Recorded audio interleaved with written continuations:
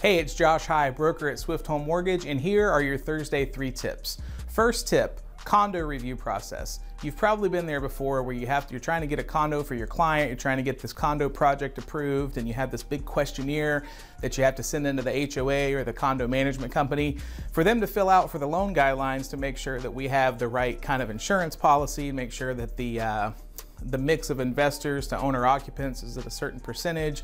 Not one person owns a certain amount of units in the property. So that can be a cumbersome process and it can take a little while to do. So in the past few months, we've come out with some really streamlined processes that helps us cut through a lot of that clutter and make this a really quick and easy process. So we're getting condo approvals back within about 5 days, and you don't have to do anything about it. Used to, we'd have to get a hold of a listing agent, find out who the condo management company is, and then go through that chain and try to figure out who we need to talk to.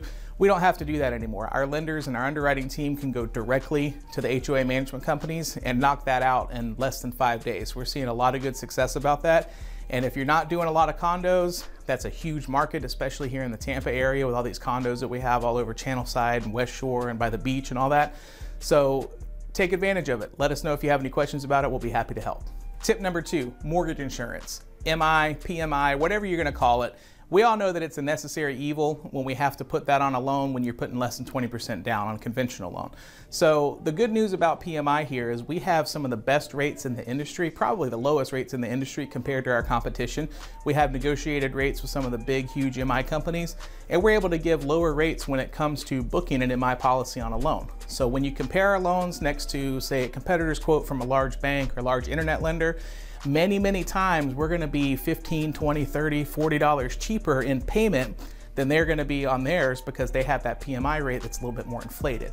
So what's this mean? You know, maybe rate's not as relevant at that point because you're looking at that last payment amount, that payment figure that you're dealing with, and you have the opportunity to save your clients hundreds or thousands of dollars over the course of their first 5 or 7 years of the loan. So it's really worth checking out, see what kind of deal that we can get somebody. We're always ready for that second opinion, and it really never hurts to take a second look at what we might be able to do, especially with PMI and interest rates.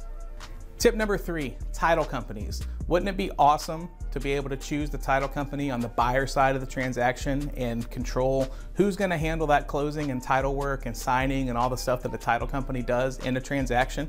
Too many times we get stuck with title companies who either the seller picked and they have no idea why they're choosing or who they're choosing, or maybe the listing agent directed them to somewhere that we don't know. Maybe it's out of state, maybe it's out of the area, maybe we've done business with them in the past and we don't necessarily want to keep doing business with them in the future. So go ahead and try to take control back of that situation and direct your buyers to the title company that you know is going to do a good job for your clients. Now, the quick and easy way to do this is when you present an offer to a contract, go ahead down to line 162 in the FAR bar contract, standard as is contract, and say, buyer shall designate closing agent, but cross out that part that says owner's policy and charges are paid for by the buyer. And then go back into line 571 and additional terms and just state buyer to choose closing agent and seller to pay owner's policy and charges. So basically all the fees stay the same. You're not sticking your buyer with more fees for the title company. The seller's still gonna pay. You're just asking to choose who the title company is gonna be. Now, maybe it's not gonna work every single time, but when you know that there might be a problem coming up with whatever title company you have, but maybe it's worth a shot and maybe it can help you save a couple more deals and give your client that raving overall great experience when it comes to buying a house. If you have any questions about anything, we're here for you. Call us 813-606-4255. We'll talk to you soon.